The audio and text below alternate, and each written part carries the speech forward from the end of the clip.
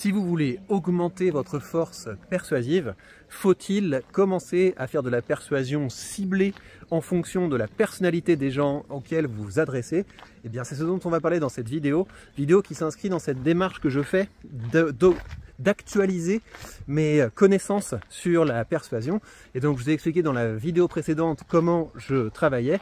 Et aujourd'hui, je vais partager avec vous les réflexions qui me viennent d'un article que je viens de lire. Donc, l'article que j'ai lu, c'est un article qui s'intéresse à la manière dont on peut aujourd'hui utiliser l'intelligence artificielle pour produire facilement des messages personnalisés. Vous savez ce qu'il y a derrière? Il y a cette idée que c'est un peu le truc du vendeur de voiture, vous voyez? Le vendeur de voiture va essayer de trouver des points communs avec vous. Ah oui, moi aussi j'ai des enfants, moi aussi quand j'ai mes enfants, j'aime bien avoir tel petit truc de sécurité dans la voiture, etc. Enfin voilà, le vendeur de voiture va essayer de trouver des points communs avec vous. Enfin, c'est pas seulement le vendeur de voiture. Le vendeur va essayer de trouver des points communs avec vous pour créer de la sympathie. Parce que oui, les humains aiment ceux qui leur ressemblent. Et donc l'idée, c'est que quand vous faites des choses comme du contenu, ou quand vous faites des choses comme de l'emailing, où vous envoyez vos offres à des dizaines de milliers de personnes, et que vous n'avez pas toute l'infrastructure que peuvent avoir les GAFAM pour faire des messages qui sont ciblés en fonction des choix passés qui ont été identifiés chez les consommateurs, eh bien vous êtes un peu perdu parce que vous n'avez pas les moyens de pouvoir faire de la persuasion ciblée. L'intelligence artificielle change un petit peu la donne, pas totalement, mais en tout cas elle permet de tester de belles hypothèses. Et c'est de ça dont je vais vous parler. Donc je vais vous parler d'un article, je vous mettrai la référence de cet article dans l'article justement que vous pourrez aller lire sous cette vidéo, parce que vous savez que chacun des contenus que je vous fais ici en me baladant est accompagné de son équivalent écrit qui me permet de corriger certaines des approximations. Enfin, j'essaie de pas trop être approximatif quand je vous parle, mais en tout cas ça permet de mieux structurer les choses et de vous en donner une version que vous pouvez utiliser pour renforcer vos acquis. Donc l'article que j'ai lu est parti si vous voulez, la première question qu'on doit régler, c'est quand on dit qu'il y a des différences au sein de votre public, quand on dit qu'il y a des différences de personnalité entre les gens, sur quoi peut-on se baser? Et vous avez un modèle qui s'appelle le Big Five. Et ce modèle qui s'appelle le Big Five permet effectivement de bien répartir la population en étant capable de déterminer ce qu'est une personnalité comme un assemblage de différents composants.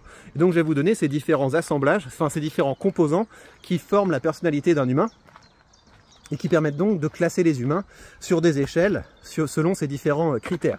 Donc le Big Five, qu'est-ce que c'est? Ce sont différents critères. Le premier, c'est ce qu'on appelle l'agréabilité. Et donc, vous avez des gens qui sont plus ou moins dans la recherche d'adaptation à la personne qu'ils ont en face d'eux pour fluidifier les échanges. Vous avez des gens qui sont plus ou moins agréables. Donc, vous avez des gens qui ne bougent pas d'un pouce pour essayer d'être sympa. Et vous avez des gens qui, au contraire, vont essayer de s'adapter, d'avoir de l'empathie pour les gens qu'ils ont en face d'eux. Et donc, vous pouvez être situé. Vous vous situez en fait comme un curseur entre être très agréable et pas être agréable. Vous avez un second critère selon lequel on peut classer les individus, c'est ce qu'on appelle le nervosisme, pardon, à chaque fois je me plante, et nervosisme, c'est à quel point vous êtes capable de gérer vos émotions. Vous voyez, est-ce que vous avez tendance à avoir des réactions émotionnelles disproportionnées par rapport aux stimuli? Et donc on se classe également comme sur un continuum là-dessus. Vous avez des gens qui ont plus de difficultés à encaisser les événements difficiles, d'autres gens qui ont des réactions émotionnelles moins fortes, et donc les humains se répartissent sur ce continuum. Vous avez ensuite ce qu'on appelle la conscienciosité. J'essaie de traduire parce qu'évidemment l'article je vous l'ai lu en anglais. Et donc ça, c'est le fait de bien planifier les choses. C'est le fait d'être bien organisé dans votre vie. C'est le fait que ce soit pas le bazar chez vous. C'est le fait de faire des plans avant de prendre une décision. Et donc les gens se répartissent sur ce continuum entre des junkies totaux qui ont absolument aucun contrôle sur leur vie, et puis des gens qui essaient au contraire de bien organiser les choses. Vous avez la quatrième catégorie, c'est ce qu'on appelle l'ouverture. Et donc ça, c'est à quel point vous êtes ouvert à de nouvelles idées, ou au contraire à quel point vous êtes plutôt, disons, réactionnaire, conservateur. Et par exemple, un entrepreneur doit être très ouvert et doit être très consciencieux. En tout cas, les bons entrepreneurs le sont. Enfin voilà, on va pas. Je vous donne les catégories, hein. C'est à la limite ce que j'en pense, on s'en fiche un petit peu à ce stade. Et puis vous avez la 5e catégorie, qui est ce qu'on appelle l'extraversion. Et donc l'extraversion, c'est est-ce que être dans des contextes sociaux, c'est quelque chose qui vous rend à l'aise, c'est quelque chose qui vous procure du plaisir, ou est-ce que c'est le contraire? Et donc moi là-dessus, comme beaucoup de créateurs de contenu, j'ai ce qu'on appelle une extraversion sélective. C'est-à-dire que j'ai pas de problème à créer du contenu parce que c'est un contexte que je maîtrise. Par contre, la pire chose que vous pourriez me faire, c'est de me mettre dans un contexte du type networking, vous voyez, un after work ou une soirée networking où il faut se présenter, dire salut, voilà. Enfin moi, j'ai jamais participé à aucun rendez-vous de youtubeur. Je déteste les mondanités. Enfin vraiment, c'est le pire truc que vous puissiez me faire. Si vous me mettez dans un espace avec plein de gens que je connais pas, soit je fuis, soit je me cache dans un coin et j'ai une discussion avec une personne ou avec 2 personnes, mais c'est hors de question pour moi de... Voilà, donc je suis tout à fait introverti dans des contextes sociaux classiques, mais par contre, j'ai pas de problème à m'exprimer dans des contextes que je maîtrise. C'est pareil pour les cours. Quand je donnais des cours, ça me fichait la trouille jusqu'à ce que je maîtrise vraiment la matière. Et jusqu'à ce que je maîtrise vraiment les situations. C'est pareil pour les formations. Donc quand je donne des formations à des managers, souvent la manière dont ça se passe, c'est que quand c'est dans des grandes boîtes ou des grandes institutions, bien j'en vois passer beaucoup, il y a beaucoup de cohortes, et donc les premières fois c'est un peu difficile, et puis au bout d'un moment, vu que je maîtrise bien la formation et que je maîtrise bien le cadre dans lequel a lieu la formation, ça va. Ça se passe bien, mais sinon j'ai vraiment cette vraie difficulté à me retrouver dans des contextes sociaux parce que c'est vraiment pas ce que j'aime.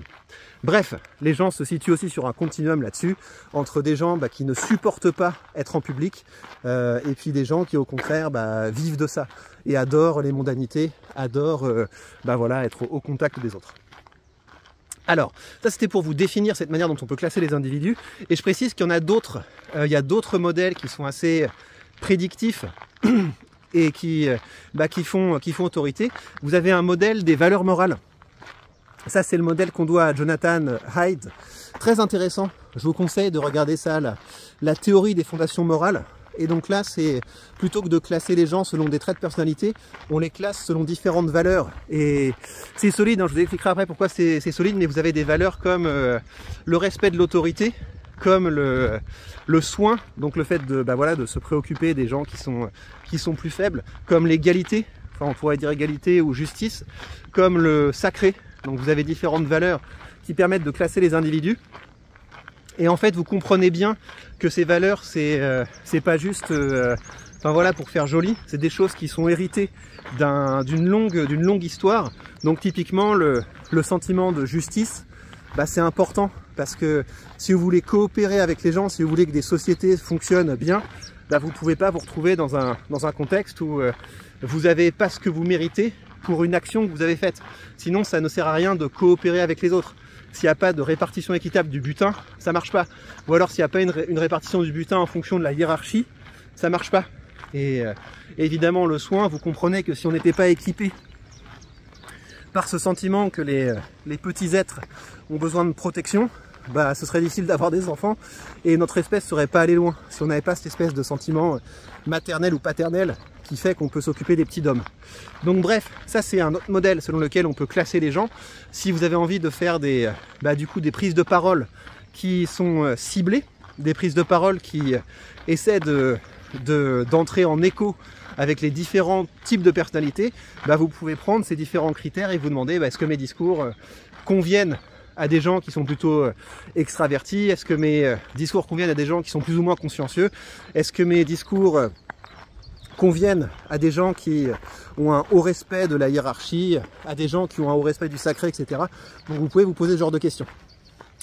Et puis il y a un troisième modèle qui est assez intéressant aussi, qui est notamment pour quand vous faites des décisions d'investissement ou ce genre de choses, on peut classer les gens selon qu'ils prennent leurs décisions en fonction de l'appât du gain ou en fonction de la peur de la perte.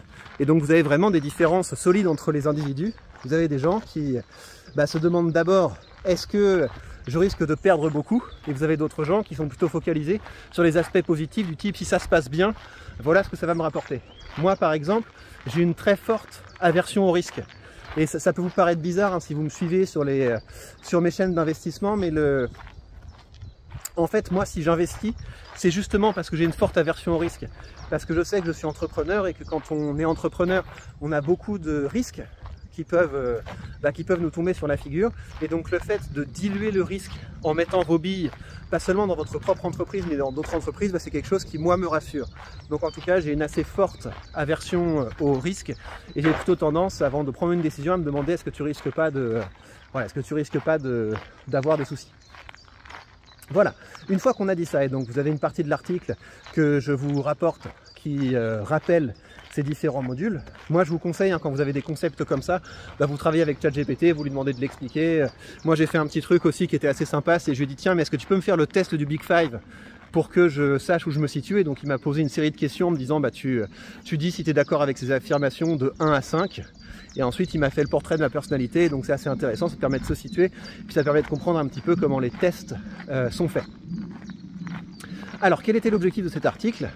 Il voulait tester si effectivement la persuasion fonctionnait mieux quand on avait des recommandations ciblées en rapport avec la personnalité ou avec les autres critères que je vous ai présentés.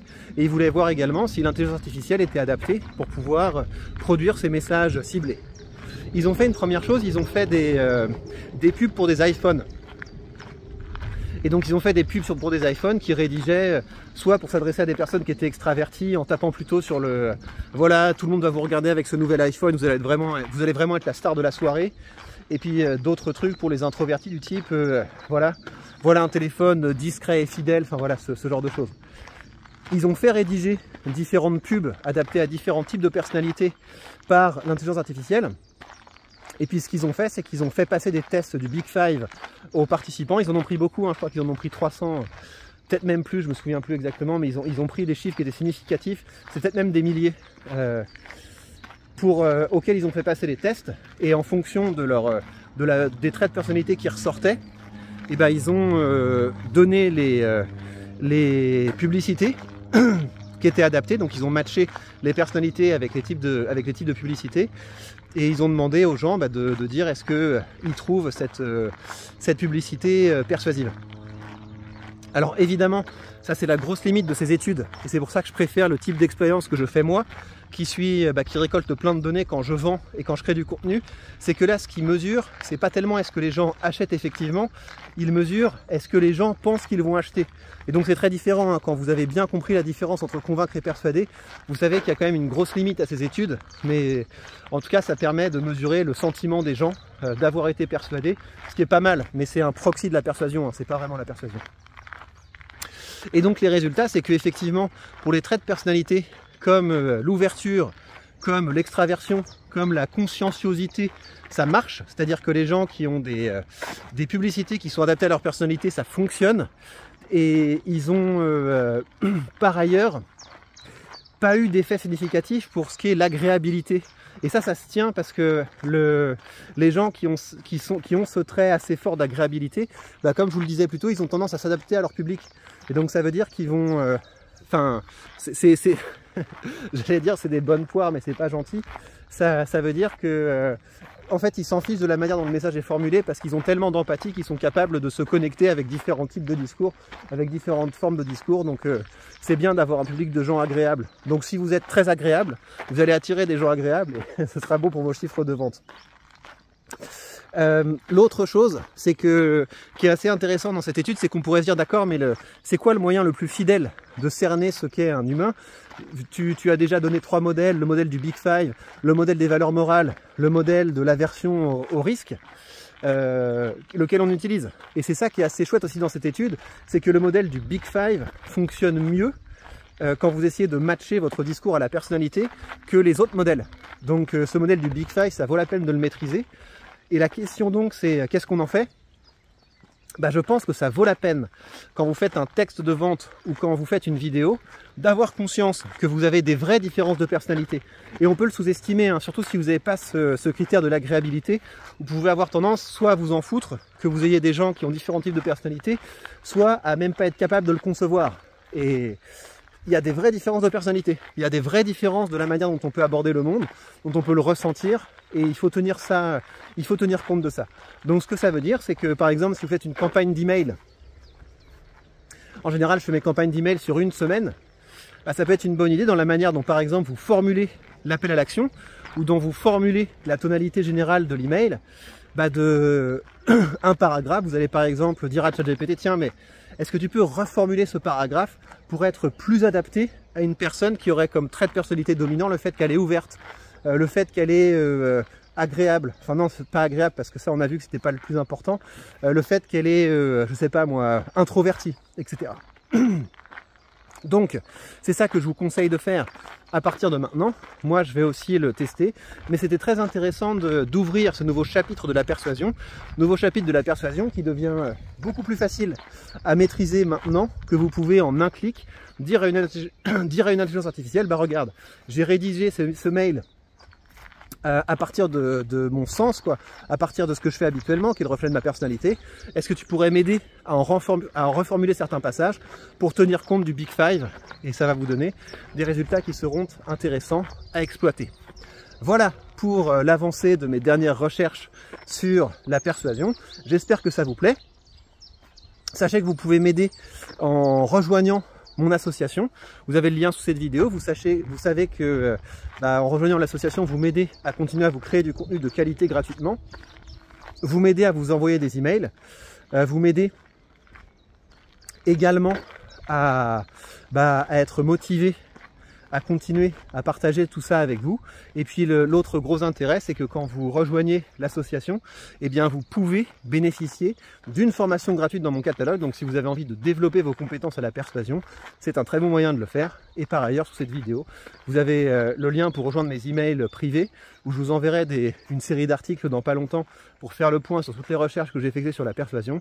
Et vous avez également mes livres que je vous conseille, livres qui se vendent bien et qui ont aidé vraiment beaucoup de monde. Je reçois régulièrement des messages de gens, notamment des personnalités politiques connues, ainsi que des entrepreneurs, qui me disent que ces ouvrages, ça fait partie des meilleurs qu'ils ont pu lire sur le domaine de la persuasion. Donc ça va beaucoup vous aider. C'est des manuels. Il y a beaucoup de gens qui me demandent pourquoi je ne fais pas une version audio, parce que c'est vraiment des livres que vous devez vous poser et les lire. C'est pas un roman, vous voyez. C'est vraiment des manuels, donc je vous invite à les traiter comme des manuels. Et bien voilà, chers amis, prenez bien soin de vous et à très vite.